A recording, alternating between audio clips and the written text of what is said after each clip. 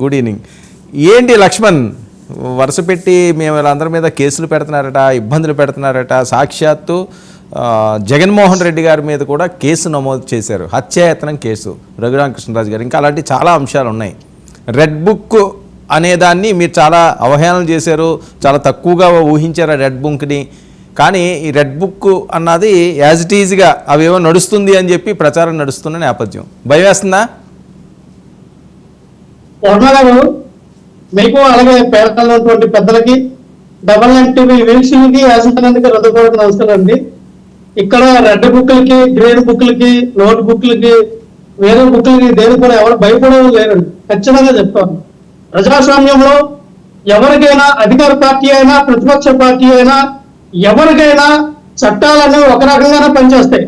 అధికారంలో ఉంటే ఒకలాగా, ప్రతిపక్షంలో ఉంటే ఒకలాగా, అన్ని న్యాయస్థానాల్లో న్యాయం ఉండదండి. న్యాయస్థానానికి వెళ్ళినప్పుడు కోర్టులు ఖచ్చితంగా అందరికీ ఒకలాగా పనిచేస్తే, అందరికి ఒకలాగా ఐపీఎస్ సెక్షన్లు అన్ని ఒకేలా ఉంటాయి. ఈ రోజున అజయ్ గారు, సత్య అజయ్ గారు అన్నారు, మేము ఎయిమ్స్కి ఎక్కడ కూడా పాల్పడము, ఎయిమ్స్ చేయట్లేదు, ఖచ్చితంగా మేము జ్యుడిషియల్ గానే వెళ్తామని అన్నారు. మంచిదే, మేము కూడా అదే కోరుకుంటున్నాం. మీరు కూడా ఎక్కడ కూడా శాంతి భద్రతకి విఘాతం కలిగించకుండా మీకు ఏదైతే మ్యాండేట్ ఇచ్చారో ఖచ్చితంగా మంచి పరిపాలన మీ దగ్గర నుంచి ప్రజలు కోరుకుంటూ ఉన్నారు కానీ ఆ రకంగా చేయండి. మరి ఈరోజు చూస్తే వర్మ గారు, కృష్ణవేణి రాజ్కుమార్ అని ఆయన ఇదివరకు టీడీపీ పార్టీలోనే ఉన్నారండి. టీడీపీ పార్టీలో చాలా క్రియాశీలకంగా, చాలా దీనిగా పనిచేసిన వ్యక్తి లేదు. ఈ వ్యక్తులని, ఈ దీన్ని కిడ్నాప్ చేసి 2 రోజులు కారులో తిప్పి ఆయనకి బట్టలను కూడా ఇప్పించి మోకాల పైన కూర్చుని పెట్టి వాళ్ళకి కాళ్ళకి దండం పెట్టించి, అంటే మాట్లాడు లోకేష్ గారు కాళ్ళకి దండం పెట్టిందంటే ఎస్ బాబు ఆయన బతిమాలారు. అక్కడ ఉన్నటువంటి లోకేష్ గారు ఫోటో కూడా దండం పెట్టారు. ఏమని, గతంలో నేను పురంధేశ్వరి గారు అవని, లోకేష్ గారు అవని, చంద్రబాబు నాయుడు గారు అవని ఏమైనా తప్పు మాట్లాడితే నాకు క్షమించండి అంటే ప్రాణ భయంతో ఆయన భయపడిపోయి ఆయన ఒక క్షమాపణ కోరాడు. ఒకేసారి ఈ రోజున అదే రాజ్కుమార్ కృష్ణవేణి గారు మరి జగన్మోహన్ రెడ్డి గారిని ఎన్ని రకాలుగా తిట్టారంటే టీడీపీలో ఉన్నప్పుడు.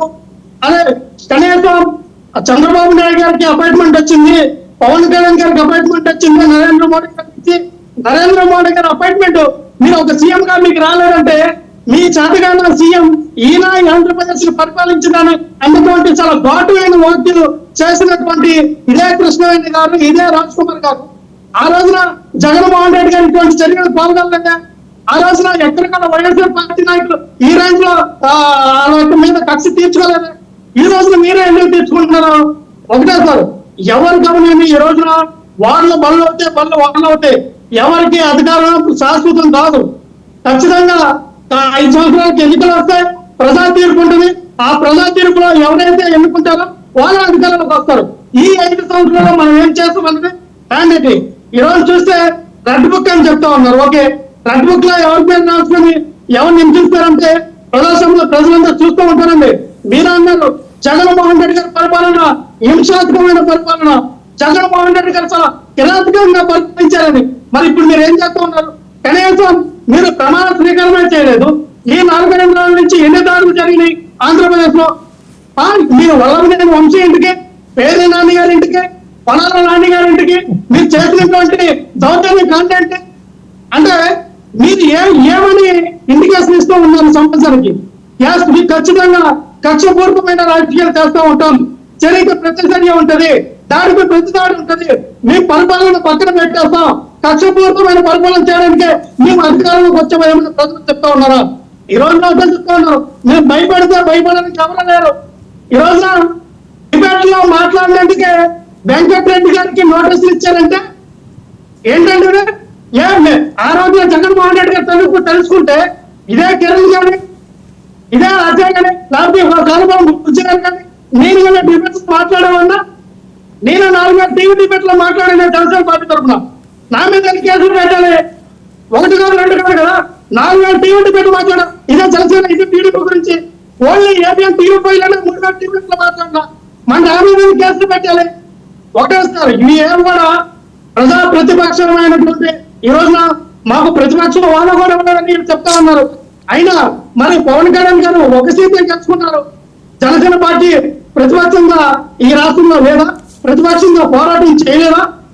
మాకు 18 మంది 20 మంది 50 మంది ఎమ్మెల్యేలు ఉంటేనే మేము పోరాటం చేయాలా? పవన్ కళ్యాణ్ గారు పోరాటం చేస్తే ఒక గెలిచిన ఎమ్మెల్యే వాళ్ళతో ఉందా లేకపోయినా, పక్క పార్టీ గెలవైనా, ఎవరు లేకపోయినా పవన్ కళ్యాణ్ గారు పోరాటం చేశారు కదా. అదే పోరాటం ఈరోజు జగన్మోహన్ రెడ్డి గారు చేస్తారు, మేము చేస్తాం. పడిన దగ్గర వేస్తాం, మా తప్పులు తెలుసుకుంటాం, ఎక్కడ తప్పైంది ఏం జరుగుతుందని సమీక్షించుకుంటాం.